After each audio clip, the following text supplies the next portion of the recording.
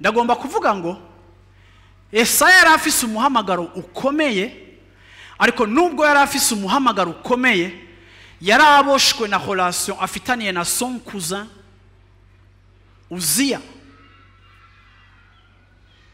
Bituma yaba Uziya adevelopa gukengera Imana kubera connection afitaniye na Yesaya, bituma na Yesaya atinjira mu muhamagaro fully, kuko umuhamagaro w'abaprofete muri Ancien Testament yari yo gutanga direction ku mwami. Rero Yesaya ntiyari muri gitigiri c'abantu bashobora gukosora umwami, kuko bari bafise ama affinité bakagira aho bahurira, bigatuma umwanya umwe Yesaya kubera iyo amitié adakorera Imana nk'uko bikwiriye, kandi bigatuma n'umwami nawe atumvira Imana uko bikwiriye. Yabaye relation iri toxique.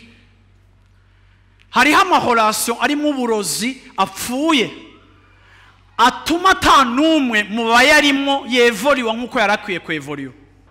Hari abantu Imana ikura mu nzira yawe no mu nzira zitarizo canke izo kubabaza, kuko Imana ijija yuko umuhamagaro uri ku buzima bwawe uri important kurusha relation ufitaniye n'abo bantu. Mwanyumvise? Navuze ngo hari abantu Imana izokura mu buzima bwawe niyo utabakuraho, ikanabakuraho mu nzira wowe zitaguhimbara, kuko Imana iharura yuko umuhamagaro wawe uri important kurusha imigenderanire ufitaniye n'abajya abantu.